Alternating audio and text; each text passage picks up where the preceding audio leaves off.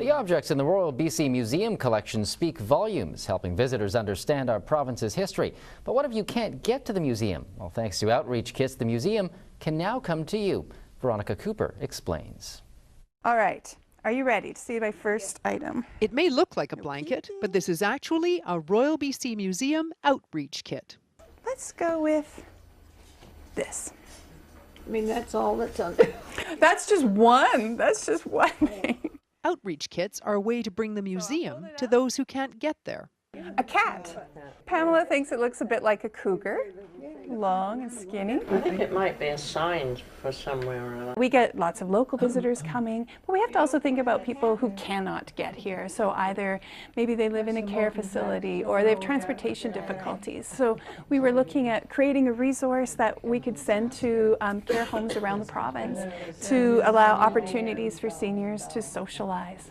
Notice how Eva is holding it. Does that feel comfortable? Your fingers fit in here and just the one there, so it's very stable in your hands. Oh, I think it's great. It's fun. Yeah. And are you learning things?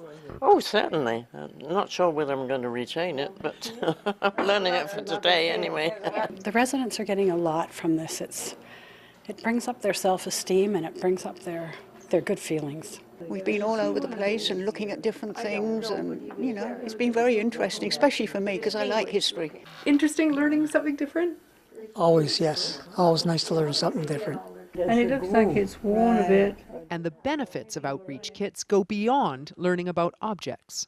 This is called a creaser. She would use this to rub along the cat tail, make it a little softer so that she could weave it. Maybe she was just making it artistic. There's a table of 10 people sitting here together who maybe don't have a lot in common. We're going to do this next. And now they can share in finding out what these things are and how they work. And we've just looked at a few objects here in conversation and they're talking to each other. I have no idea.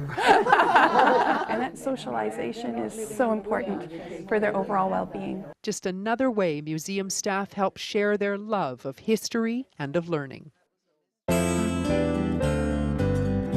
This Week in History, brought to you by the Royal BC Museum, celebrating 130 years.